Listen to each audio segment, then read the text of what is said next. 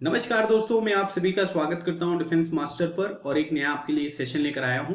और आज के इस सेशन में हम एक बहुत ही इंपॉर्टेंट नोटिफिकेशन के बारे में डिस्कशन करने वाले हैं, जो कि 24 मई को यहां पर रिलीज किया गया है। और ये नोटिफिकेशन है आपके एफकेट 2 2021 एग्जामिनेशन के बारे में। ठीक है, आप में से बहुत सारे एस्पिरेंट होते हैं जो हमेशा की तरह इंडियन एयरफोर्स को यहाँ पर ज्वाइन करना चाहते हैं, लेकिन क्लास 12th के बाद आप एनडीए एग्जामिनेशन आपने दिया, ठीक है, लेकिन आप एनडीए एग्जामिनेशन में अच्छा परफॉर्म नहीं कर पाए, आप एयरफोर्स को यहाँ पर ज्वाइन नहीं कर पाए। फीमेल एस्पिरेंट जो कि एनडीए एग्जामिनेशन के लिए एलिजिबल नहीं है, वो हमेशा यहाँ पर एयरफोर्स को ज्वाइन करना चाहती हैं। तो ग्रेजुएशन के बाद उनको एक अपॉर्चुनिटी यहाँ पर मिलती है कि वो अपने एफकेट एग्जामिनेशन के थ्रू एयरफोर्स को यहाँ पर ज्वाइन कर सकती है। ठीक है, और जो दूसरे मेल एस्पिरेंट्स हैं वो भी एफकेट एग्जामिनेशन के थ्रू एयरफोर्स को ज्वाइन कर सकते हैं। तो इस पूरे के पूरे वीडियो में मैं आपके साथ डिस्कशन करूंगा कि भाई एफकेट एग्जामिनेशन का प्रोसीजर क्या है, एग्जामिनेशन पैटर्न क्या होता है, सिलेबस क्या होता है, मार्किंग स्कीम क्या होती है, और सबसे इंपॉर्टेंट चीज कि प्रिपरेशन स्ट्रेटेजी यहाँ पर क्या होगी, किस तरीके से एग्जामिनेशन के लिए प्रिपेयर किया जाए ताकि आप अपने रिटन एग्जामिनेशन के लिए बहुत अच्छी तरीके से प्रिपेयर हो सकें।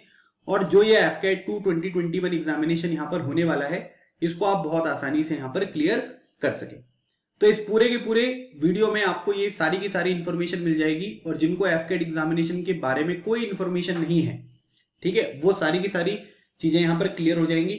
फिर भी अगर आपका कोई भी डाउट यहाँ पर रह जाता है तो आप मुझे कमेंट सेक्शन में बता सकते हैं। Will personally reply each and every candidate जिसका भी यहाँ पर कोई भी जेन्युइन डाउट यहाँ पर होता है। ठीक है, जो चीजें मैंने यहाँ पर वीडियो में डिस्कस करी हुई है इनको ध्यान से सुनिएगा। अगर किसी भी तरीके की कोई प्रॉब्लम होती है तो आप कमेंट सेक्शन में उसके बारे में लिख सकते हैं। आप हमारा डिफेंस मास्टर ऐप डाउनलोड कर सकते हैं, लिंक आपको डिस्क्रिप्शन बॉक्स में यहाँ पर मिल जाएगी। तो डिस्क्रिप्शन बॉक्स में जाकर ऐप को डाउनलोड कर लीजिए। यहाँ पर बहुत सारा स्टडी मटेरियल आपको मिलेगा जो कि आपके एग्जामिनेशन के लिए बहुत ज्यादा जरूरी है। ठीक है, सबसे पहले बात करते हैं ये जो एफकेट एग्जामिनेशन की सिलेक्शन प्रोसीजर है, मतलब आप फॉर्म को फिल करोगे और आप एयरफोर्स एकेडमी पहुंच जाओगे, है ना। इसके बीच में कौन कौन सी प्रोसीजर्स होती हैं उनके बारे में हम यहाँ पर कॉम्प्रिहेंसिव तरीके से डिस्कशन करेंगे। उसके बाद फिर मैं जो अभी लेटेस्ट वाला नोटिफिकेशन यहाँ पर आया हुआ है उसके बारे में मैं आपको बताऊंगा। ठीक है, सबसे पहली स्टेप के बारे में अगर हम बात करेंगे तो सबसे पहले क्या होता है कि भाई एक एडवर्टीजमेंट आता है। ठीक है, जिस एडवर्टीजमेंट को कल यहाँ पर एयरफोर्स ने रिलीज किया है, तो ये एडवर्टीजमेंट निकलकर सामने आया है। इसके बाद क्या होगा कि इसमें फॉर्म भरने की एक डेट आपको प्रोवाइड करी जाएगी, एक लास्ट डेट होगी। उसमें यहाँ पर क्या है कि फॉर्म को फिल करना है आपको। ठीक है, और फॉर्म को फिल करने के बाद जब आपका पूरा फॉर्म वगैरह फिल होगा तो कुछ दिन बाद आपको एडमिट कार्ड यहाँ पर मिलेगा और फिर इसका रिटन टेस्ट आपको यहाँ पर देखने को मिलेगा। ठीक है, अब एक इंपॉर्टेंट बात यहाँ पर ये ध्यान रखनी है कि जो एडवर्टीजमेंट होता है जो अभी कल यहाँ पर रिलीज किया गया है ना, इसके बारे में आप एक बात ध्यान रखिएगा कि इसमें ना कंप्लीट इंफॉर्मेशन यहाँ पर शेयर नहीं होती है ना। इसमें मतलब थोड़ी थोड़ी सी इंफॉर्मेशन आपको बेसिक जो पता होनी चाहिए उसके बारे में आपको इंफॉर्मेशन यहाँ पर दी जाती है। और जब यहाँ पर क्या होगा कि लाइक जिस दिन से एग्जामिनेशन फॉर्म आप फिल करोगे ना, उस दिन या उसके एक दो दिन पहले जो है वो आपको एक कॉम्प्रिहेंसिव नोटिफिकेशन यहाँ पर प्रोवाइड किया जाता है जो लॉगिन पोर्टल पर मिलेगा। जब आप एयरफोर्स की वेबसाइट पर जाओगे तो वहां पर लॉगिन जब आप करोगे ना तो एक कॉम्प्रिहेंसिव आपको जो नोटिफिकेशन है वो वहां पर देखने को मिलेगा। तो वो काफी अच्छी तरीके से उसमें डिटेल्स लिखी रहती हैं, तो उसमें कोई प्रॉब्लम नहीं होगी। आप उसको देखकर बहुत आसानी से जो फॉर्म वगैरह होता है उसको फिल कर सकते हैं। ठीक है, for all other entries other than NDA and CDS for all branches candidate have to undergo the FCAT। मतलब अगर हम बात करें कि एनडीए एग्जामिनेशन की बात नहीं हो रही है, सीडीएस एग्जामिनेशन की बात नहीं हो रही है, क्योंकि इसके थ्रू भी आप एयरफोर्स को ज्वाइन कर सकते हैं। लेकिन अगर आप यहां पर अलग अलग ब्रांचेस के बारे में बात करें, जैसे अगर हम मेनली जो डिवाइड करते हैं ब्रांचेस को, पहली जो ब्रांच हो गई वो आपकी फ्लाइंग ब्रांच हो गई, है ना। दूसरी ब्रांच जो हो गई वो टेक्निकल ब्रांच हो गई, है ना, जो कि बेसिकली इंजीनियर्स के लिए यहाँ पर होती है। और तीसरी जो ब्रांच होती है वो नॉन टेक्निकल होती है। नॉन टेक्निकल में भी अगर हम बात करेंगे तो एक एडम यहाँ पर ब्रांच होती है एडमिनिस्ट्रेशन, फिर एक होती है आपकी लॉजिस्टिक। ठीक है, और तीसरी जो ब्रांच यहाँ पर आपको देखने को मिलेगी वो यहाँ पर कौन सी होती है, वो होती है आपकी अकाउंट्स। ठीक है, तो ये तीन ब्रांचेस होती हैं और आप किसी भी एग्जामिनेशन के थ्रू यहाँ पर जाओ, एफकेट में किसी भी ब्रांच में जाओ तो आपको ये एफकेट एग्जामिनेशन जो है ये आपको देना पड़ेगा। ठीक है, the test is conducted twice a year in a February and August. लेकिन यहाँ पर क्या है कि जो ये एग्जामिनेशन के मंथ यहाँ पर दिए हैं ना ये चेंज होते रहते हैं। ठीक है, अब कोविड-19 वाली सिचुएशन है तो अगस्त में एग्जामिनेशन होगा या नहीं होगा इसके बारे में भी किसी को इंफॉर्मेशन नहीं है। और साल में 2 बार एग्जामिनेशन होते हैं, ठीक है। जैसे कि मैंने आपको स्टार्टिंग में बताया कि ये जो नोटिफिकेशन यहाँ पर आया हुआ है ये एफकेट 2 2021 एग्जामिनेशन के लिए है। तो ऑलरेडी एफकेट 1 2021 जो है वो ऑलरेडी यहाँ पर कंडक्ट कराया जा चुका है। Advertisement inviting application for AFCAT are out in January and December, June and December. जो यहाँ पर एडवर्टीजमेंट होता है, जैसे अभी यहाँ पर मई में एडवर्टीजमेंट आ गया है, वैसे ये जून में आता है, दिसंबर में आता है। तो ये जो वैल्यूज होती हैं, है ना, मंथ की कौन से मंथ में यहाँ पर एडवर्टीजमेंट आएगा वो वेरी कर सकती हैं, ठीक है। Candidates are to apply as per the advertisement के बेसिस पे आपको एप्लीकेशन यहाँ पर फिल करनी है। The test is conducted all across India by the Indian air force. तो इंडियन एयरफोर्स के द्वारा जो है वो पूरे इंडिया में अलग अलग सेंटर्स यहाँ पर होते हैं, लिमिटेड सेंटर्स होते हैं। तो वहां पर ये एग्जामिनेशन जो है वो कंडक्ट होता है। और आपकी इंफॉर्मेशन के लिए मैं यहाँ पर बता देता हूँ, ये जो एग्जामिनेशन होता है ये ऑनलाइन एग्जामिनेशन होता है, ठीक है। पहले ये ऑफलाइन होता था, लेकिन 2018 से इस एग्जामिनेशन को ऑनलाइन फॉर्म में यहाँ पर कन्वर्ट कर दिया गया है। अब ये तो हो गया कि आपने भाई एग्जामिनेशन के लिए फॉर्म जो है वो फिल कर दिया है। कुछ इंपॉर्टेंट डिटेल्स जो आपको पता होनी चाहिए, जब मैं नोटिफिकेशन आपके साथ डिस्कस करूंगा तब मैं आपको वो चीजें बता दूंगा, ठीक है। अब स्टेप 2 के बारे में अगर हम बात करेंगे, if you have successfully cleared step 1 you will be receive a call letter to report to any one of the air force station, ठीक है। जो सिलेक्शन बोर्ड्स होते हैं, जो कि यहाँ पर है आपको देहरादून में लोकेटेड देखने को मिलेगा, वाराणसी हो गया, गांधीनगर हो गया, मैसूर हो गया। अब एक नया यहाँ पर AFSB बोर्ड भी खुल गया है जिसका नाम है गुवाहाटी, ठीक है। तो ये बेसिकली आपका जो एफकेट 1 2021 का जो साइकिल यहाँ पर हुआ था ना, उसके बाद एक और AFSB सेंटर है जो आपको यहाँ पर देखने को मिलेगा। तो अगर आप रिटर्न एग्जामिनेशन को क्लियर कर लेते हैं, ठीक है, उसका कट ऑफ वगैरह होता है, तो यहाँ पर क्या होगा कि ये जो 5 एयरफोर्स सिलेक्शन बोर्ड देखने को मिल रहा है वहां पर जाकर आपको AFSB देना होता है। जैसे नॉर्मल SSB होता है वैसे एयरफोर्स सिलेक्शन बोर्ड होता है। तो ये लोकेशन है, वहां पर जाकर आपको 5 दिन का SSB जो प्रोसीजर होता है वो यहाँ पर कंप्लीट करना होता है। At the air force selection board you undergo following test in the order to ascertain your suitability and gauge your potential as an officer in the armed forces, ठीक है। तो वहां पर अलग अलग टेस्ट के माध्यम से ये चेक किया जाएगा कि भाई आप सुटेबल कैंडिडेट है या नहीं, आर्म्ड फोर्सेस के लिए आपके अंदर वो पोटेंशियल है या नहीं कि आप इंडियन एयरफोर्स में ऑफिसर बन सकें। तो उसके लिए यहाँ पर इस तरीके के जो टेस्ट हैं वो आपको देखने को मिलेगा। जैसे अगर हम टेस्ट नंबर 1 के बारे में बात करेंगे तो इसको हम बोलते हैं स्टेज 1 टेस्टिंग, ठीक है। तो बेसिकली एक फिल्टर यहाँ पर होता है कि 200 कैंडिडेट गए, उनमें से कुछ कैंडिडेट को अब यहाँ पर सिलेक्ट करना है जिनके साथ हम स्टेज 2 की टेस्टिंग करेंगे। तो बेसिकली वो स्क्रीनिंग टेस्ट होता है। उसमें 2 तरीके के टेस्ट होते हैं, ऑफिसर्स इंटेलिजेंस रेटिंग टेस्ट जिसको हम OIR टेस्ट के नाम से यहां पर जानते हैं, और दूसरा जो यहां पर टेस्ट होता है इसको बोलते हैं PPDT, तो picture perception and discussion test, ठीक है। तो ये सिर्फ मैं आपको एक ओवरव्यू यहां पर प्रोवाइड कर रहा हूं। कभी मैं अगर वीडियो बताऊंगा कि भाई SSB की कौन कौन सी प्रोसीजर होती है, क्या क्या चीजें होती हैं, तो उनमें इन सब चीजों को एक्सप्लेन करूंगा। अभी मैं सिर्फ आपको कुछ बेसिक इंफॉर्मेशन यहां पर बता रहा हूं ताकि जो है वो आपको ये पता चले कि भाई आप यहां पर किस तरीके से अलग अलग जो यहाँ पर टेस्टिंग होती है सिलेक्शन प्रोसीजर में वो आपको पता रहे, ठीक है। Picture perception and discussion test हो गया। तो स्टेज 1 आप ये कह सकते हैं कि एक ये स्क्रीनिंग टेस्ट होता है। Those who qualify stage 1 are eligible to undergo stage 2 testing. तो जितने भी कैंडिडेट यहाँ पर आते हैं उनमें से 10 से 20% जो कैंडिडेट होते हैं वो स्टे करते हैं, बाकी लोगों को यहाँ पर बाहर भेज दिया जाता है, और जो बचे हुए कैंडिडेट होते हैं उनके साथ स्टेज 2 की यहाँ पर टेस्टिंग होती है। Stage 1 disqualified candidates are routed back after announcement of the result, ठीक है। मतलब कि जैसे रिजल्ट यहां पर अनाउंस किया जाएगा उसके बाद उनको यहां पर वापस भेज दिया जाता है। अब स्टेज 2 टेस्टिंग के बारे में बात करेंगे। स्टेज 2 टेस्टिंग में क्या होता है कि all stage 1 qualified candidates undergo following test as part of stage 2 testing during next 4 to 5 days, ठीक है। तो अगले 4 से 5 दिन आपको वहीं पर स्टे करना है, और इन 4 से 5 दिन में जो है वो यहाँ पर अलग अलग तरीके के जो टेस्ट होते हैं वो आपको यहाँ पर परफॉर्म करने हैं, ठीक है। बेसिकली जो 5th डे होता है ये किसके लिए होता है, ये होता है CPSS टेस्टिंग के लिए, जो लोग फ्लाइंग ब्रांच के लिए यहाँ पर एलिजिबल होते हैं। और अगर मान लीजिए कि वो यहाँ पर सेकेंड स्टेज की जो टेस्टिंग होती है उसमें यहाँ पर ये सिलेक्ट हो गए, मतलब जिसको हम यहाँ पर रिकमेंडेड बोलते हैं कि अगर वो यहाँ पर SSB में रिकमेंडेड हो गए, ठीक है, और रिजल्ट जब उनका अनाउंस किया गया तब वो लोग यहाँ पर रिकमेंडेड डिक्लेयर कर दिए गए। अगर उनमें से कोई फ्लाइंग ब्रांच के लिए एलिजिबल है तो उसका CPSS टेस्ट होगा, है ना। अगर आप SSB में सिलेक्ट नहीं होते हो तो आपका CPSS टेस्ट नहीं होगा, ये बात ध्यान रखिएगा। अब यहाँ पर क्या है कि 3 तरीके की टेस्टिंग होती है। पहली जो टेस्टिंग होती है इसको हम यहाँ पर कह सकते हैं कि भाई ये होता है साइकोलॉजिकल टेस्ट, ठीक है। ये रिटन टेस्ट होता है जिसमें साइकोलॉजिस्ट इस तरीके के जो टेस्ट होते हैं वो कंडक्ट यहाँ पर करते हैं, जिसमें बेसिकली 4 तरीके के टेस्ट होते हैं। एक होता है आपका TAT, एक होता है आपका WAT, एक होता है आपका SRT और एक होता है सेल्फ डिस्क्रिप्शन, है ना। इसको बोलते हैं थीमेटिक परसेप्शन टेस्ट, ये हो गया word association test, situation reaction test and self description. ये सारी चीजें जो हैं ये साइकोलॉजिकल टेस्टिंग में यहां पर इंक्लूडेड होती है। ग्रुप टेस्टिंग के बारे में बात करेंगे। Are interactive indoors and outdoor activities which are a combination of mental and physical work, ठीक है, उसमें मेंटल और फिजिकल वर्क आपको यहां पर करना होगा। अगर हम टोटल टेस्टिंग के बारे में बात करें तो टोटल इसमें 9 टेस्टिंग होती है, ठीक है। तो पहला होता है ग्रुप डिस्कशन, दूसरा होता है आपका ग्रुप प्लानिंग एक्सरसाइज, तीसरा होता है आपका प्रोग्रेसिव ग्रुप टास्क, चौथा आपको मिलेगा ग्रुप ऑब्स्टिकल रेस, फिफ्थ जो टेस्ट होता है इसको बोलते हैं हाफ ग्रुप टास्क, ठीक है। सिक्स जो टेस्ट होता है इसको हम बोलते हैं लेक्चरेट, जिसमें आपको लेक्चर देना होता है। सेवेंथ हो गया इंडिविजुअल ऑब्स्टिकल, एट्थ हो गया कमांड टास्क और जो नाइन्थ हो गया ये हो गया आपका फाइनल ग्रुप टास्क। तो ये जो टेस्टिंग होती है ना, ये 2 दिन में यहाँ पर पूरे 9 टेस्ट जो है ये आपको कंप्लीट होते हुए दिखाई देते हैं। इसमें से PGT, group obstacle race, half group task, individual obstacle, command task and final group task, ये सारे जो होते हैं 6 टेस्ट ये आपके फिजिकल एक्टिविटी से रिलेटेड होते हैं। बाकी group discussion, group planning exercise और लेक्चरेट जो होते हैं इसमें आपका मेंटल स्टेमिना या जो मेंटल स्ट्रेंथ होती है वो यहाँ पर चेक होती हुई दिखाई देती है। फिर जो तीसरी टेक्निक यहाँ पर होती है इसको बोलते हैं हम इंटरव्यू। इंटरव्यू में एक पर्सनल कन्वर्सेशन होता है इंटरव्यूइंग ऑफिसर के साथ, 40 से 45 मिनट्स का आपका एक इंटरव्यू होगा।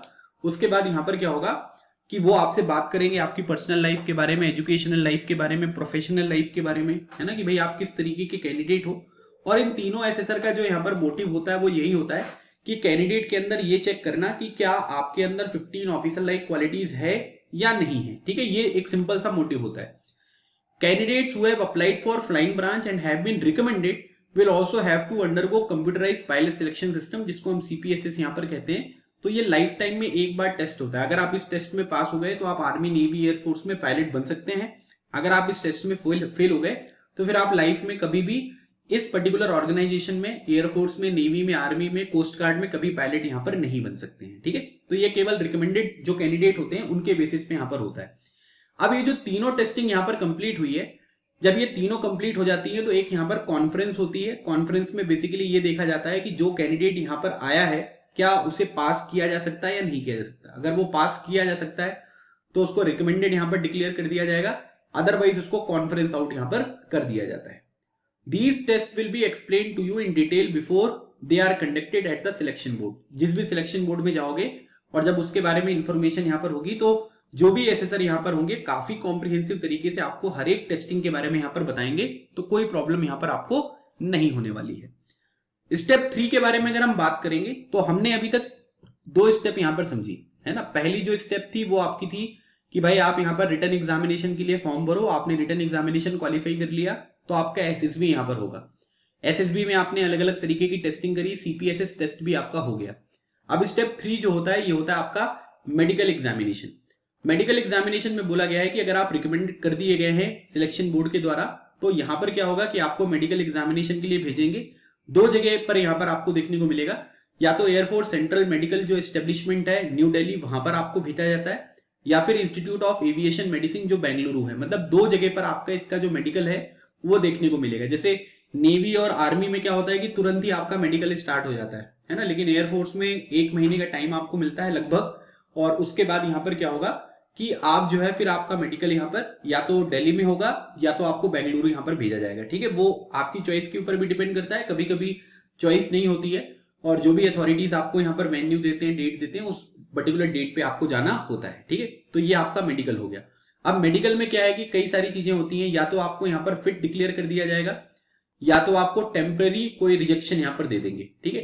तो टेम्परेरी रिजेक्शन के बाद आपको अपील में जाना पड़ता है, जिसको AMB बोलते हैं, अपील मेडिकल बोर्ड, कि आप अपील कर रहे हो कि मैंने इस चीज को इंप्रूव यहाँ पर कर लिया है। अगर वहां पर आपको फिट करार दे दिया गया तब तो कोई बात नहीं, अगर वहां पर आपको अनफिट बोल दिया है ना कि भाई नहीं इंप्रूवमेंट नहीं हुई है, तो आपके पास एक चॉइस होती है जिसको हम बोलते हैं रिव्यू मेडिकल बोर्ड, है ना, RMB में चॉइस ये होती है कि लाइक वो आपकी पर्टिकुलर जो यहाँ पर रिव्यू के लिए आपने बोला है उसको कंसीडर कर भी सकते हैं, ठीक है, और नहीं भी कर सकते हैं, ठीक है। तो उसके ऊपर ये डिपेंड करेगा।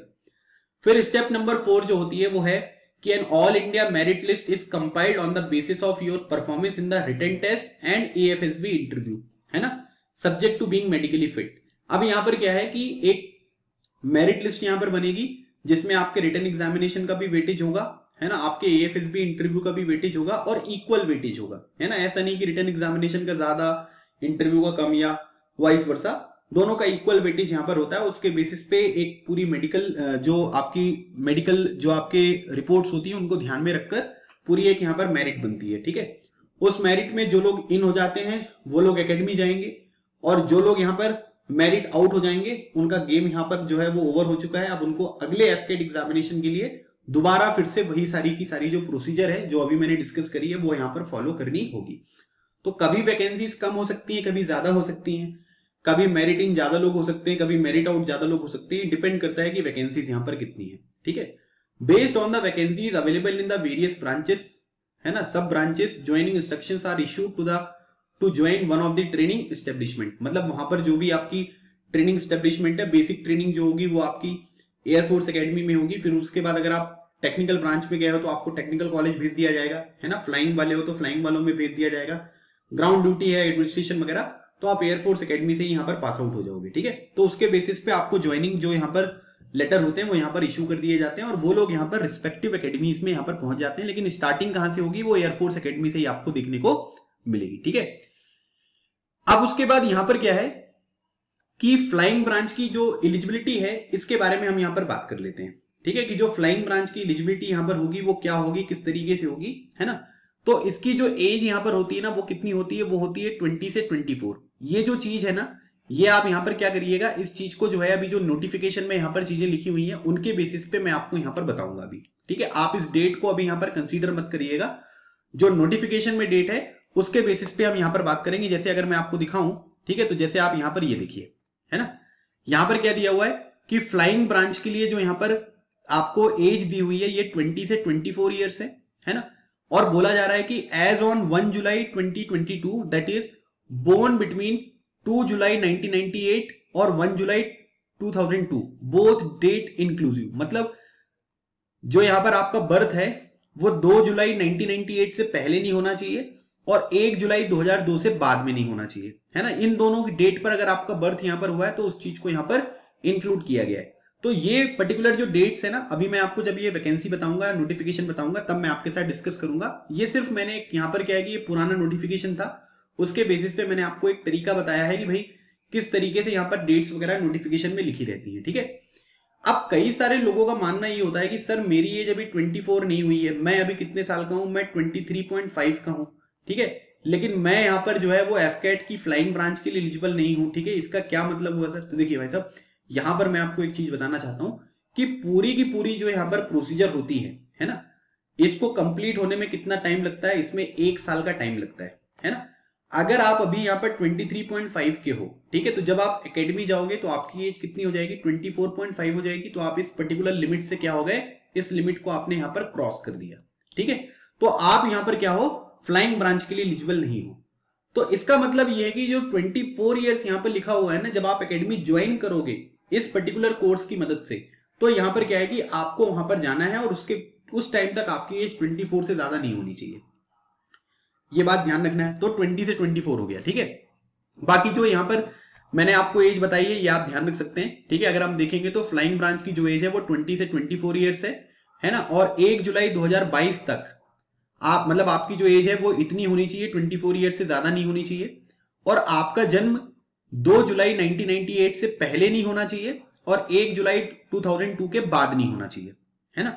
तो इसका मतलब बहुत साफ है कि अगर किसी का जन्म मान लीजिए कि 1 जुलाई 1998 को हुआ है तो वो नहीं है एलिजिबल। अगर किसी का जन्म 2 जुलाई 2002 के बाद हुआ है तो वो भी एलिजिबल यहां पर नहीं होगा। This is very important thing, इस बात को आप बिल्कुल अच्छी तरीके से नोट कर लो। इसमें किसी तरीके को कोई डाउट नहीं होना चाहिए, कोई कंपनसेशन आपको यहां पर नहीं दिया जाएगा, है ना। This is very important thing. दूसरी बात, अगर मान लीजिए कि किसी के पास कॉमर्शियल पायलट का यहां पर लाइसेंस है ना, जिसको हम सीपीएल यहां पर कहते हैं, कॉमर्शियल पायलट का लाइसेंस है, तो उसको यहां पर ना थोड़ा सा रिलैक्सेशन यहां पर प्रोवाइड किया गया है, क्योंकि उनके पास ऑलरेडी जो है वो पायलट वाला लाइसेंस यहां पर है। तो उनकी एज जो है वो 26 ईयर तक करी गई है। मतलब 2 जुलाई 1996 से पहले उसका बर्थ नहीं होना चाहिए और 1 जुलाई 2002 के बाद यहां पर नहीं होना चाहिए, ठीक है। ये दोनों चीज आप यहां पर नोट कर लीजिए। अब यहां पर क्या होता है कि जो फ्लाइंग ब्रांच है ना, तो उस फ्लाइंग ब्रांच में एज वाली चीजें तो होती ही हैं, लेकिन साथ ही साथ ना यहाँ पर कुछ एजुकेशनल क्वालिफिकेशन है जो आपको यहाँ पर देखने को मिलेगी, ठीक है। पहली बात, आपके ग्रेजुएशन में 60% मार्क्स यहां पर होने चाहिए। ठीक है, आपके जो ग्रेजुएशन वगैरह होते हैं ना, उसमें यहां पर क्या है, उसमें आपके जो है वो 60% मार्क्स यहां पर होने चाहिए। अब कई बार ये क्वेश्चन निकलकर सामने आता है कि सर जो फाइनल ईयर स्टूडेंट्स हैं, है ना, जो फाइनल ईयर स्टूडेंट्स हैं, क्या वो एफकेट एग्जामिनेशन के लिए एलिजिबल होते हैं क्या? तो देखिए, इसका आंसर यस भी कुछ लोगों के केस में हो सकता है, कुछ लोगों के केस में नो भी हो सकता है। ये डिपेंड करता है कि आपके जो फाइनल एग्जामिनेशन के रिजल्ट हैं, ठीक है, प्लस आपकी जो प्रोविजनल डिग्री है, ठीक है, या जो आप डिग्री वगैरह यहां पर मिलेगी, वो आपके कोर्स के स्टार्ट होने से पहले आपको जो डेट यहां पर बताई गई है, उस डेट पर आप सबमिट कर दोगे क्या? अगर आप सबमिट कर दोगे फाइनल ईयर का अपना रिजल्ट डिग्री के साथ, तो आप एलिजिबल हो, अदरवाइज आप एलिजिबल नहीं हो। ठीक है, ये बात आप ध्यान रखिएगा। तो 60% जो मार्क्स हैं वो ग्रेजुएशन में होने चाहिए। साथ ही साथ आप ये कह सकते हैं, ठीक है, यहां पर आप ये मान लीजिए कि जो 12th स्टैंडर्ड है, मतलब 12th क्लास में आपके मैथ्स में और फिजिक्स में दोनों में सेपरेटली आपको 50% मार्क्स यहां पर स्कोर करना है। पहले ये लिमिट जो है वो 60% हुआ करती थी, अभी कुछ सालों से जो है ये 50% यहां पर कर दिया है। दोनों में साथ में नहीं बात हो रही है, यहां पर किसकी बात हो रही है, मैथ्स में अलग और फिजिक्स में अलग, मतलब मिनिमम 50-50 मार्क्स दोनों में यहां पर होना जरूरी है। ठीक है, तो ये चीज बहुत इंपॉर्टेंट है, इसके बारे में आपको ध्यान रखना है। ठीक है, बीटेक वालों के लिए भी यही बात है, 60% मार्क्स आपको स्कोर करना है, 50% मार्क्स आपके 10+2 में मैथ्स और फिजिक्स में सेपरेटली यहां पर होना चाहिए। उससे ज्यादा चलेगा लेकिन उससे कम यहां पर नहीं हो सकता है। ठीक है, अब हम बात करेंगे ग्राउंड ड्यूटी टेक्निकल ब्रांच के बारे में। ठीक है, तो ग्राउंड ड्यूटी टेक्निकल ब्रांच के बारे में अगर हम बात करें तो यहां पर क्या है कि दोनों चीजों की बात हो रही है। ठीक है, टेक्निकल की भी बात हो रही है, नॉन टेक्निकल की भी बात हो रही है। तो पहले हम एज के बारे में बात कर लेते हैं। तो 20 से 26 ईयर्स तक की बात हो रही है ना, और इसमें बोला गया है कि 2 जुलाई 1996 से पहले बर्थ नहीं होना चाहिए और 1 जुलाई 2002 से बाद में नहीं होना चाहिए, है ना। तो ये जो लोग टेक्निकल एग्जामिनेशन के लिए अप्लाई करेंगे, ठीक है, उनके लिए भी वही चीज है, जो नॉन टेक्निकल ब्रांच के लिए करेंगे उनके लिए भी यही चीज है। तो एज का क्राइटेरिया जो है वो यहां पर क्या है कि फ्लाइंग के अलावा जो ग्राउंड ड्यूटी वाला है वो सबके लिए यहां पर सेम है। ठीक है, तो ये बात आपको ध्यान रखनी है। एजुकेशनल क्वालिफिकेशन में हम क्या करेंगे कि जो टेक्निकल ब्रांच है ना, इसको सेपरेट यहां पर डिस्कस करेंगे, जो नॉन टेक्निकल ब्रांच है उसको सेपरेट करेंगे। टेक्निकल ब्रांच में याद रखिएगा 60% मार्क्स होना चाहिए, साथ ही साथ फिजिक्स और मैथ्स में 10+2 स्टैंडर्ड में आपके 50% मार्क्स होने चाहिए। मतलब कि टेक्निकल ब्रांच का जो यहां पर क्वालिफिकेशन है वो किसकी तरह है भाई, वो यहां पर आपके जो फ्लाइंग ब्रांच की एजुकेशनल क्वालिफिकेशन है ना, उसके ऊपर यहां पर ये मैटर कर रहा है ना। तो ये बात आपको अच्छी तरीके से नोट करनी है। ठीक है, ये बात आपको बिल्कुल अच्छी तरीके से ध्यान रखना है। और इसमें बेसिकली जो यहां पर आपके बीटेक वाले होते हैं ना, वही लोग यहां पर अप्लाई कर सकते हैं। ठीक है, बाकी लोग यहां पर अप्लाई नहीं कर सकते, क्योंकि टेक्निकल ब्रांच के लिए आपको एक ईकेटी नाम का एक एग्जामिनेशन होता है, वो यहां पर क्वालिफाई करना होता है। ग्राउंड ड्यूटी नॉन टेक्निकल के बारे में बात करेंगे तो ये ऑलरेडी मैं आपके साथ यहां पर डिस्कस कर चुका हूं, डेट्स वगैरह के बारे में, है ना। एक बार अभी हम और डिस्कस करेंगे।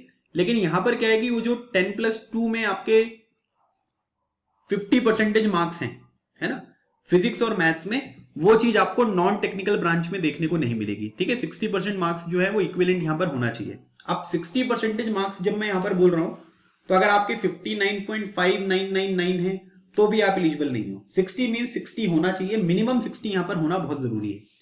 एजुकेशन में आप देख सकते हैं, और अकाउंट्स वगैरह वाले जो अकाउंट्स ब्रांच के लिए जो अप्लाई करेंगे उनके पास बीकॉम की डिग्री होनी चाहिए, और उसमें 60% मार्क्स और इक्विवेलेंट यहां पर होना बहुत जरूरी है। ठीक है, एजुकेशन वगैरह वाली जो फील्ड में यहां पर करें बात की कौन कौन सी चीजें यहां पर देखी जा रही हैं, है ना। तो पोस्ट ग्रेजुएट डिग्री होनी चाहिए, MBA, MCA, MA, MSc degree, physics, mathematics, chemistry, statistics, ठीक है, IT management, international studies, mass communication. ठीक है, minimum 50% marks along with minimum 60% marks in graduation. तो अगर कोई यहां पर पोस्ट ग्रेजुएशन के बेसिस पे यहां पर अप्लाई करेगा तो भी उसके ग्रेजुएशन में जो है वो 60% यहां पर होना चाहिए, और जो उसका पोस्ट ग्रेजुएशन है उसमें 50% मार्क्स यहां पर चल जाएंगे। ठीक है, तो अगर आप पीजी के बेसिस पे अप्लाई कर रहे हो तो भी अप्लाई कर सकते हो, लेकिन आपका ग्रेजुएशन का और पोस्ट ग्रेजुएशन के मार्क्स जो है वो यहां पर क्लियरली डिफाइन यहां पर कर दिए गए हैं। ठीक है, तो ये थोड़ा सा एलिजिबिलिटी क्राइटेरिया है अलग अलग ब्रांचेस का, जिसके बारे में आपको यहां पर देखने को मिलेगा। ठीक है, अब हम बात करते हैं एग्जामिनेशन पैटर्न की। एग्जामिनेशन पैटर्न में देखिए, एफकेट एग्जामिनेशन होता है, इसमें 2 घंटे का पेपर होता है, टोटल 100 क्वेश्चंस आते हैं और 300 नंबर का पेपर है ये, है ना। मतलब कि एक क्वेश्चन 3 नंबर का है। ठीक है, इसमें आपका जनरल अवेयरनेस होता है। जनरल अवेयरनेस के जो क्वेश्चन होते हैं वो टोटल 25 होते हैं। वर्बल एबिलिटी इंग्लिश के क्वेश्चन जो होते हैं वो 25 होते हैं। न्यूमेरिकल एबिलिटी के क्वेश्चन 38 होते हैं और रीजनिंग के क्वेश्चन जो है वो टोटल 32 आते हैं। तो इस तरीके से ये टोटल 100 क्वेश्चंस का यहाँ पर ये पेपर होता है, ठीक है। तो ये सबको देना पड़ता है, सबको देना पड़ेगा भाई, है ना। लेकिन जो लोग टेक्निकल ब्रांच के लिए यहाँ पर अप्लाई करेंगे, है ना, जो ग्राउंड ड्यूटी टेक्निकल ब्रांच के लिए अप्लाई करते हैं, उन्हें ईकेटी एग्जामिनेशन भी देना होता है। बेसिकली इसमें मैकेनिकल हो गया, कंप्यूटर हो गया, computer science and electrical and electronics, ये सारी ब्रांच जो होती है वो यहाँ पर अवेलेबल होती है। तो जो आपको लेटर एक कॉम्प्रिहेंसिव नोटिफिकेशन यहाँ पर मिलेगा, उसमें ये सब चीजें यहाँ पर लिखी रहती है, ठीक है। तो mechanical, computer science, electrical and electronics, ये सारे लोग जो है वो ईकेटी का एग्जामिनेशन देंगे। अब इसमें क्या होता है कि 45 मिनट्स का पेपर होता है, 50 क्वेश्चन होते हैं, ठीक है। हर क्वेश्चन 3 मार्क्स का होता है, तो टोटल यहाँ पर मैक्सिमम मार्क्स हो गए आपके 150। अब अगर मान लीजिए कि आपने यहां पर क्या किया कि एफकेट एग्जामिनेशन क्लियर किया, ठीक है, लेकिन ईकेटी एग्जामिनेशन आपका क्लियर नहीं हुआ, तो भी यहां पर क्या होगा, एफकेट एग्जामिनेशन के बेसिस पे अगर आपने फ्लाइंग ब्रांच के लिए अप्लाई किया तो फ्लाइंग ब्रांच का एसएसबी, और जो नॉन टेक्निकल वाली चीज है उनकी एसएसबी दोगे, ठीक है। लेकिन आपको केवल एसएसबी का कॉल एक ही आएगा, है ना। ऐसा नहीं होगा कि फ्लाइंग ब्रांच का अलग एसएसबी हो रहा है, नॉन टेक्निकल का अलग हो रहा है, ऐसा नहीं, एक ही एसएसबी देने को मिलेगा। और अगर आपने दोनों क्वालिफाई किया है तो उसमें आप सारी ब्रांचेस के लिए एलिजिबल रहोगे। लेकिन अगर मान लीजिए कि एक केस ऐसा हुआ कि ये एग्जामिनेशन क्वालिफाई हुआ, इसका कट ऑफ, लेकिन इसका नहीं हुआ, तब आपका एसएसबी कॉल नहीं आएगा, ठीक है। दूसरे केस में जो है वो एसएसबी कॉल नहीं आएगा। इसका मतलब ये है कि एफकेट एग्जामिनेशन के कट ऑफ को क्लियर करना मस्ट है। उसके बाद ईकेटी वाला जो है उसके कट ऑफ को क्लियर करना भी मस्ट है, अगर आप टेक्निकल ब्रांच के लिए अपनी एलिजिबिलिटी चाहते हैं। अगर नहीं होगा तो फिर वो क्या होगा कि वो यहां पर जो है वो आप एलिजिबल नहीं होंगे, ठीक है। तो ये बात आपको थोड़ी सी ध्यान रखनी है। अब अगर हम सिलेबस के बारे में बात करें तो आप देख सकते हैं इंग्लिश में कॉम्प्रिहेंशन हो गया, एरर डिटेक्शन हो गया, सिनोनिम्स हो गया, एंटोनिम्स हो गया, वोकेबुलरी के क्वेश्चन आएंगे, सेंटेंस कंप्लीशन हो गया, फिलिंग इन ऑफ जो भी यहाँ पर करेक्ट वर्ड होता है, इडियम्स एंड फ्रेजेस वगैरह, ये सब चीजें आपकी इंग्लिश में आती है। न्यूमेरिकल एबिलिटी में decimal fraction, time and work, average, profit and loss, ठीक है, percentage, ratio and proportion, simple interest, time and distance, compound interest, ठीक है, ये सब भी आता है। उसके बाद यहां पर बोट एंड स्ट्रीम के भी क्वेश्चन देखने को मिलेंगे, ठीक है, पाइप एंड सिस्टम वगैरह जो है इसके भी क्वेश्चन देखने को मिलेंगे। तो ओवरऑल अगर हम बात करेंगे तो जो अर्थमेटिक मैथ्स यहां पर होती है वो यहां पर न्यूमेरिकल एबिलिटी में पूछी जाती है। एडवांस मैथमेटिक्स नहीं आती, जैसे मेंसुरेशन, ट्रिग्नोमेट्री वगैरह, ये सब चीजें नहीं होती है, ठीक है। रीजनिंग एंड मिलिट्री एप्टीट्यूड में वर्बल स्किल और जो भी आपका ये स्पेटियल एबिलिटी होती है वो यहां पर आएगा, जैसे ऑड वन आउट हो गया, फिगर कंप्लीशन हो गया, है ना। फिर उसके बाद सीरीज वाले कुछ क्वेश्चंस यहां पर हो गए, है ना। उसके बाद वेन डायग्राम हो गया, ठीक है। ये सारे क्वेश्चन जो हैं वो आपके रीजनिंग में आते हैं। जनरल नॉलेज में स्टैटिक जीके आता है, करंट अफेयर जो होता है वो बहुत लिमिटेड यहां पर आएगा, ठीक है, स्टैटिक जीके। लेकिन कुछ क्वेश्चन हम यहाँ पर करंट अफेयर की उम्मीद कर सकते हैं कि एक दो क्वेश्चन जो है वो कभी कभी एग्जामिनेशन में आ जाता है। ज्यादातर जो क्वेश्चन होते हैं वो स्टैटिक जीके के यहाँ पर आपसे पूछे जाते हैं। तो स्टैटिक जीके बेसिक मतलब जैसे पल्लव डायनेस्टी का फाउंडर कौन है ना, इंडिया के पहले प्रेसिडेंट कौन थे जिनको यहाँ पर भारत रत्न अवार्ड दिया गया था, है ना, कौन से प्रेसिडेंट हैं, ठीक है, जिनको प्रेसिडेंट बनने से पहले ही भारत रत्न का अवार्ड यहाँ पर दे दिया गया था। तो इस तरीके की जो स्टैटिक जीके यहाँ पर होती है ना, वन लाइनर्स, वो वाले क्वेश्चन जो है वो एग्जामिनेशन में आते हैं, ठीक है। अब उसके बाद अगर हम बात करेंगे जो एफकेट 2021 का क्वेश्चन पेपर यहां पर होगा, या इससे पहले जो होते थे, ये मैट्रिकुलेशन लेवल का है, 10th क्लास तक की जो क्वेश्चंस हैं वो यहां पर आपसे पूछे जाएंगे, ठीक है। और उसके बाद जो है वो बाकी जो रीजनिंग वगैरह में होती है वो इंडियन यूनिवर्सिटी लेवल के क्वेश्चन होंगे, नॉर्मल क्वेश्चन पेपर होते हैं, ठीक है। उसके बाद ऑनलाइन एग्जामिनेशन होगा, ठीक है, ऑब्जेक्टिव टाइप क्वेश्चन यहां पर होंगे, पेपर केवल इंग्लिश में आएगा, ठीक है। This is very important information. कई सारे लोगों को लगता है कि हिंदी में भी आएगा, लेकिन नहीं आएगा। एफकेट और ईकेटी दोनों का जो एग्जामिनेशन यहां पर होगा वो किस में होगा, वो इंग्लिश में ही होगा। अगर आप क्वेश्चन को करेक्ट यहां पर अटेम्प्ट करते हो तो यहां पर क्या है कि आपको 3 नंबर मिलेंगे। अगर आप क्वेश्चन को अटेम्प्ट करते हो लेकिन वो इनकरेक्ट हो गया तो 1 मार्क्स जो है वो यहां पर कट जाएंगे, मतलब कि 1/3 यहां पर नेगेटिव मार्किंग आपको देखने को मिलेगी। अगर कोई क्वेश्चन अटेम्प्ट नहीं करते हो तो उसके लिए आपको कोई मार्क्स ना तो दिए जाएंगे ना तो आपके कोई मार्क्स यहां पर कट किए जाएंगे, ठीक है। ये पूरा का पूरा आपका एग्जामिनेशन एक पैटर्न है जिसके बारे में मैंने यहां पर आपसे बात करी, ठीक है। अब मैं आप लोगों को जो अभी ये लेटेस्ट नोटिफिकेशन यहां पर आया है इसके बारे में मैं आपको जानकारी प्रोवाइड कर देता हूं, ठीक है। यहां पर क्या है कि मेन और वुमेन जो दोनों कैंडिडेट हैं Indian citizen as per the citizenship act of 1955 to be a part of the Indian air force as a commission officer in flying and ground duty technical and non technical branches. Registration जो होगा online application का वो 1 जून से start होगा और उसकी आखिरी तारीख कब है, वो 30 जून है। मतलब कि जून का पूरा महीना यहाँ पर रहेगा। तो आप सभी लोगों से निवेदन है कि आप आखिरी तारीख का यहाँ पर वेट ना करें, ठीक है। जैसे भी आपको टाइम मिले वैसे ही आप एग्जामिनेशन के लिए फॉर्म यहाँ पर फिल कर दीजिए, ठीक है। तो 1 जून से स्टार्ट होगा और 30 जून को यहाँ पर समाप्त होगा। ये लिंक आपको दी गई है careerindianairforce.cdac.in और या फिर fcat.cdac.in, कहीं पर भी जाकर आप इस फॉर्म को यहाँ पर फिल कर सकते हैं, ठीक है। Air force common admission test FCAT 2021, NCC special entry, meteorological entry, इन सब चीजों के लिए भी यहाँ पर आए हुए हैं। तो मीटरोलॉजी डिपार्टमेंट और एनसीसी स्पेशल एंट्री के लिए भी यहाँ पर फॉर्म होंगे और FCAT के लिए भी फॉर्म होंगे, ठीक है। ये जो कोर्स यहाँ पर स्टार्ट होगा, मतलब एकेडमी में इसकी ट्रेनिंग कब से स्टार्ट होगी भाई, ये जुलाई 2022 में स्टार्ट होगी, ठीक है। तो अभी हम मान लेते हैं कि जून 2021 में है, तो जुलाई 2022 में ये पूरा का पूरा कोर्स जो है वो स्टार्ट होगा, मतलब 1 साल के बाद यहाँ पर स्टार्ट होगा, ठीक है भाई। Online application are invited for the course commencing in July 2022, ठीक है, for grant of short service commission flying branch. तो फ्लाइंग जो ब्रांच होगी उसमें यहाँ पर क्या है कि उसमें केवल शॉर्ट सर्विस कमीशन है, ठीक है। मतलब कि ऐसा नहीं है कि जब तक आपकी एज नहीं होगी रिटायरमेंट की तब तक करोगे आप, है ना। तो ये शॉर्ट सर्विस कमीशन यहाँ पर आपको मिलेगा।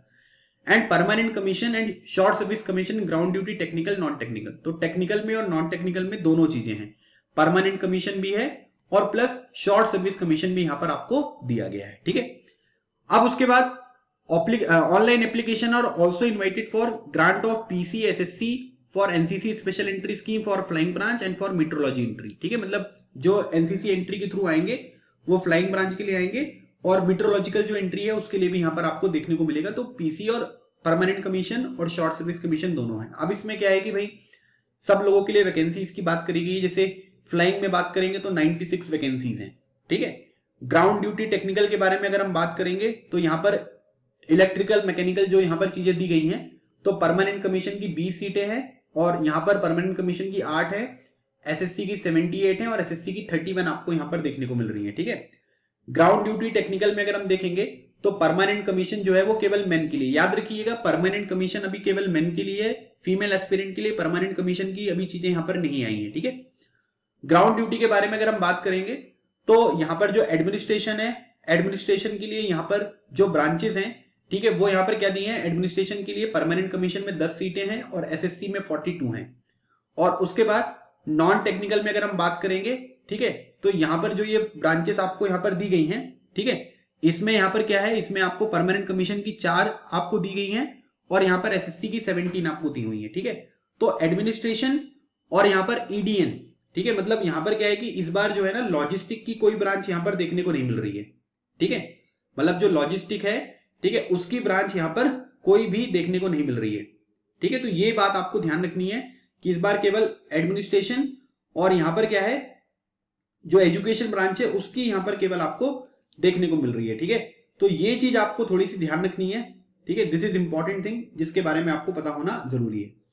एनसीसी स्पेशल एंट्री में जो है 10% seats out of CDS vacancies for PC and 10% seats out of AFCAT vacancies for SSC, है ना। मतलब यहां पर ये कह सकते हैं कि जो भी 10% seats out of CDS vacancies for PC and 10% seats out of AFCAT vacancies for SSC, मतलब कि सीडीएस एंट्री के थ्रू जो लोग यहां पर पायलट बनेंगे उनकी जो 10% सीट्स होंगी वो flying branch NCC special entry के लिए है और एफकैट के लिए जो एसएससी मिलेगा क्योंकि शॉर्ट सर्विस कमीशन होता है तो उसका 10%, मतलब आप ये कह सकते हैं कि करीब 9 सीट्स जो हैं वो यहाँ पर फ्लाइंग ब्रांच के लिए आपको यहाँ पर देखने को मिलेगी एनसीसी स्पेशल एंट्री के थ्रू।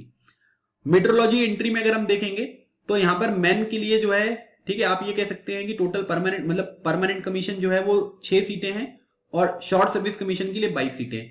तो यहाँ पर क्या है कि ये वेरिएशन आ सकते हैं, है ना। मतलब हो सकता है कि रिक्वायरमेंट बाद में ज्यादा हो जाए, है ना, तो सीट्स जो है वो बढ़ जाएं और बाद में ऐसा भी हो सकता है कि रिक्वायरमेंट कम हो जाए तो सीट्स आपको कम होती हुई दिखाई देंगी। ये डिपेंड करेगा, लेकिन एक टेंटेटिव यहाँ पर जो वैकेंसीज है वो आपको यहाँ पर बता दी गई है। एज के बारे में मैंने आपको काफी इंफॉर्मेशन जो है वो यहाँ पर दे दी है, तो ये चीज भी आपको थोड़ी सी यहाँ पर ध्यान रखनी है, ठीक है।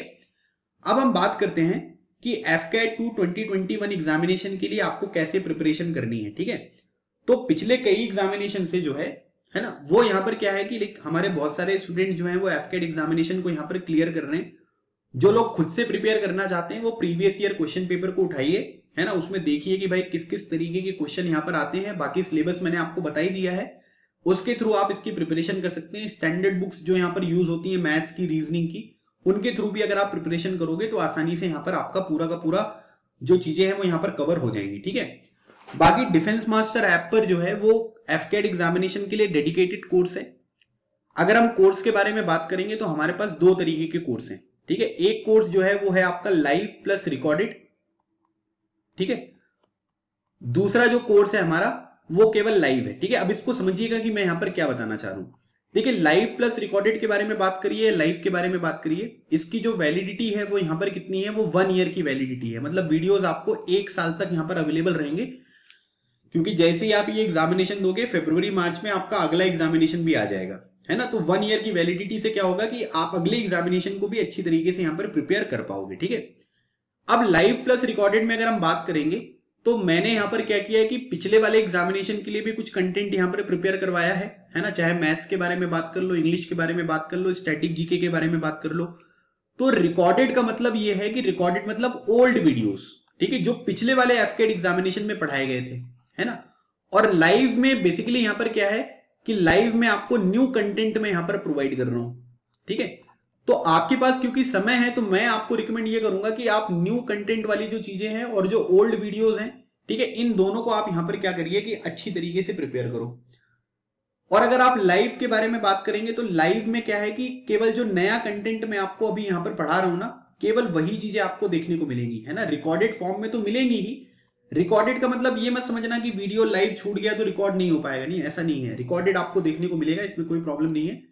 तो लाइव में क्या है कि लाइव में न्यू कंटेंट है, मतलब जो भी मैं यहां पर पढ़ा रहा हूं, जैसे हमने अभी यहां पर मैथ्स को स्टार्ट किया है, ठीक है, प्लस हमने जो यहां पर इंग्लिश है उसको यहां पर स्टार्ट किया है, और फिर हमारा जो तीसरी चीज है वो हमने यहां पर जीके को यहां पर स्टार्ट किया है। ठीक है, मैथ्स जो है वो ऑलमोस्ट यहां पर कंप्लीट होने वाला है ना। कुछ वीडियोस यहां पर बचे हुए हैं, उनके बाद हम प्रैक्टिस सेशंस यहां पर करेंगे, है ना। जैसे अलग अलग तरीके के जो क्वेश्चंस यहां पर आएंगे उनको हम प्रैक्टिस करेंगे। ठीक है, इंग्लिश में भी काफी चीजें वोकैब और इंग्लिश ग्रामर आपकी कवर करा दी गई हैं, बहुत अच्छे अच्छे प्रैक्टिस सेशंस यहां पर करवाए गए हैं। आगे जो है हम और प्रैक्टिस सेशंस करेंगे। जीके में भी कई टॉपिक्स यहां पर कवर कर दिए गए हैं, अलग अलग तरीके के क्वेश्चंस के थ्रू मैं आपको जीके यहां पर कवर कराऊंगा। और रीजनिंग भी हम यहां पर स्टार्ट करने वाले हैं, क्योंकि रीजनिंग में ज्यादा टाइम नहीं लगता है, इसलिए अभी रीजनिंग यहां पर स्टार्ट नहीं करी गई है। ठीक है, ये सारी की सारी चीजें हैं जो आपको यहां पर देखने को मिल रही है। ठीक है, अब अगर मान लीजिए कि मैं कोर्स के बारे में बात करूं, ठीक है, जैसे लाइव कोर्स की फीस के बारे में अगर हम बात करूंगा तो इसकी फीस है 3499। ठीक है, 3499। उसके बाद लाइव प्लस रिकॉर्डेड की अगर बात करेंगे तो इसकी जो फीस है ये है 4999, मतलब कि ये है 3500 का और ये है आपका 5000 का। आप जो फीस है ना इसको क्या कर सकते हो कि इसको इंस्टॉलमेंट में भी जमा कर सकते हो। ठीक है, जैसे मान लीजिए कि आपने ये वाला कोर्स खरीदा, ठीक है, तो आप यहां पर क्या करिए कि अभी 3000 रुपीज जमा कर दीजिए, उसके बाद 2 इंस्टॉलमेंट में आप मुझे यहां पर बाकी की जो पेमेंट है वो यहां पर कर लीजिए। अगर किसी को कभी कोई फैमिली में कुछ प्रॉब्लम आ जाती है या कोई भी फाइनेंशियल इशू होता है तो उन सब चीजों को एक कंसीडर कर लिया जाएगा, ऐसा कुछ नहीं है। ठीक है, कोई मतलब ऐसा रूल नहीं है कि 2 महीने में नहीं दोगे तो पुलिस आ जाएगी ऐसी कोई बात नहीं है। ठीक है, अगर आपको कोई प्रॉब्लम यहां पर है तो आप मुझसे डिस्कस करिए, विल डेफिनेटली जो है आपको हम यहां पर सपोर्ट करेंगे। ठीक है भाई, तो ये सब चीजें हैं। बाकी पीडीएफ वगैरह जो होती है, टेस्ट सीरीज वगैरह होती है, वो सब मैं आपको प्रोवाइड करूंगा ही, और काफी अच्छी तरीके से इस बार हम आपके एफकेट एग्जामिनेशन की प्लस सीडीएस एग्जामिनेशन की जो प्रिपरेशन है वो यहां पर कराने वाले हैं। ठीक है, कोई भी अगर आप यहां पर जो भी इस कोर्स में आपको जो भी अच्छा लगे, ठीक है, जो भी कोर्स आपको पसंद आए या जो भी चीजें आप करें, आप ऐप पर देख लो। ऐप की लिंक जो है डिस्क्रिप्शन बॉक्स में अवेलेबल है, लेकिन मैं आपको रिकमेंड करूंगा कि कोर्स खरीदने से पहले, ठीक है, आप इस नंबर पर जो है मुझसे एक बार कांटेक्ट कर लें, क्योंकि ऐप पर आप खरीदोगे ना तो उसमें एडिशनल इंटरनेट हैंडलिंग चार्ज वगैरह लग जाता है। जो चीज अवॉइड करने के लिए आप मुझसे यहां पर बात करिए, मैं आप लोगों को जो मेथड है पेमेंट का वो यहां पर बता दूंगा, तो उससे आप यहां पर क्या कर सकते हो कि आसानी से जो आपके वीडियोस वगैरह हैं, ठीक है, उनको देख पाओगे और आपकी पेमेंट में भी कोई एडिशनल चार्ज यहां पर नहीं लगेगा। बाकी आप ऐप के थ्रू भी कांटेक्ट कर सकते हो, ये मेरा ईमेल आईडी है, इसके थ्रू भी कांटेक्ट कर सकते हो। फिर भी अगर आपको लगता है कि किसी को कोई डाउट है इस पूरे के पूरे वीडियो से रिलेटेड, तो आप मुझसे जो है वो कांटेक्ट कर सकते हैं। ठीक है, और कमेंट सेक्शन में भी लिख सकते हो, उसमें भी मैं आपको ये सारी चीजें बहुत अच्छी तरीके से समझा दूंगा। ठीक है, तो आई होप ये सारी चीजें आपको अच्छी तरीके से क्लियर हो गई होंगी, और जो भी चीजें मैंने आपको यहां पर बताई हैं वो अच्छी तरीके से आपको समझ में आ गया होगा। ठीक है, तो मिलते हैं हमारे नेक्स्ट सेशन में, तब तक keep smiling and keep preparing, लगे रहो, एग्जाम क्लियर करो।